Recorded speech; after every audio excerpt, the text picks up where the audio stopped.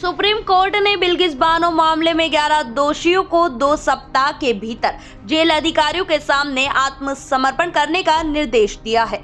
बिल्किस बानो के दोषियों की समय पूर्व रिहाई के मामले में सोमवार 8 जनवरी को सुप्रीम कोर्ट ने अपना फैसला सुनाते हुए सभी 11 दोषियों की रिहाई को रद्द कर दिया।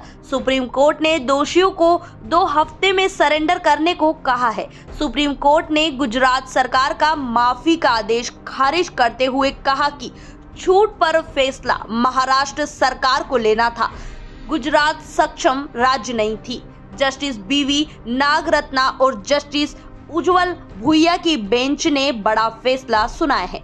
सुप्रीम कोर्ट ने कहा कि मई 2022 के सुप्रीम कोर्ट के फैसले पर गुजरात सरकार को पुनर्विचार याचिका दाखिल करनी चाहिए थी। गुजरात सरकार ने 13 मई 2022 के फैसले को आगे बढ़ाते हुए महाराष्ट्र सरकार की शक्तियां छीन ली, जो हमारी राय में अमान्य है। गुजरात सरकार ने दोषियों से मिलकर काम किया। गुजरात राज्य द्वारा शक्ति का प्रयोग शक्ति को हड़पने और शक्ति के दुरुपयोग का एक उदाहरण पेश है। यह एक क्लासिक मामला है। यहाँ इस अदालत के आदेश का इस्तेमाल छूट देकर कानून के शासन का उल्लंघन करने के लिए किया गया था। बिल्किस बानो उस वक्त 21 वर्ष की थी और 5 महीने की गर्भवती थी जब सांप्रदायिक दंगों के दौरान उनके साथ सामूहिक बलात्कार हुआ था।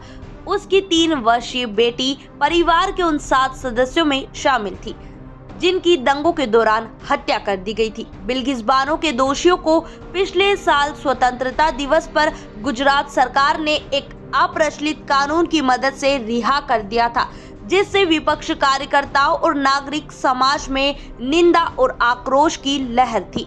बिल्किस बानो ने कहा था कि उन्हें रिहाई के बारे में कोई जानकारी नहीं दी गई। वहीं इनकी रिहाई के फैसले को बिल्किस बानो ने सुप्रीम कोर्ट में चुनौती दी थी और आज इस मामले पर सुप्रीम कोर्ट का बिल्किस बानो के हक में आया है।